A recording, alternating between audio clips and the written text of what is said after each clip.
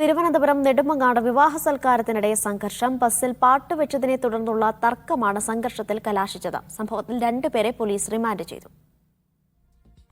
ഗോപാൽ ശീലാസനലുണ്ട് വിവരങ്ങൾ നൽകാനായി. ഗോപാൽ, എന്നാണ് ഈ സംഭവം ഉണ്ടായത്? എങ്ങനെയാണ് ഒരു സംഘർഷത്തിലേക്ക് പോകുന്ന ഒരു സാഹചര്യം ഉണ്ടായത്?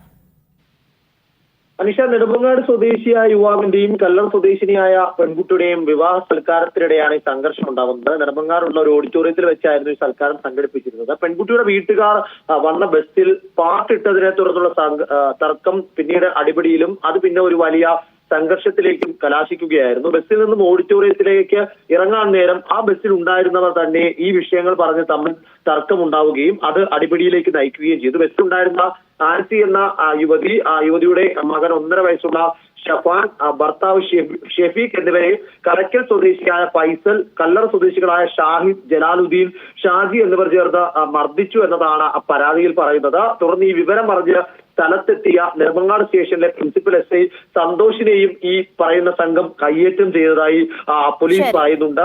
തുടർന്ന് ഈ പോലീസും ഈ അറസ്റ്റിലായവരും തമ്മിൽ വലിയ തോതിൽ തർക്കമുണ്ടാവുകയും SIയുടെ ഫോൺ അടക്കം പിടിച്ചു വാങ്ങി നിരത്തെറിയുന്ന സ്ഥിതി ഉണ്ടായി എന്നും പോലീസ് ഉദ്യോഗസ്ഥർ വിശദീകരിക്കുന്നു. തുടർന്ന് പരിക്കേറ്റ അൻസിയെയും 1.5 വയസ്സുള്ള മകൾ ഷഫാനെയും നെടുമങ്ങാട് ആശുപത്രിയിൽ ചികിത്സയ്ക്കായി ആക്കിയിട്ടുണ്ട്.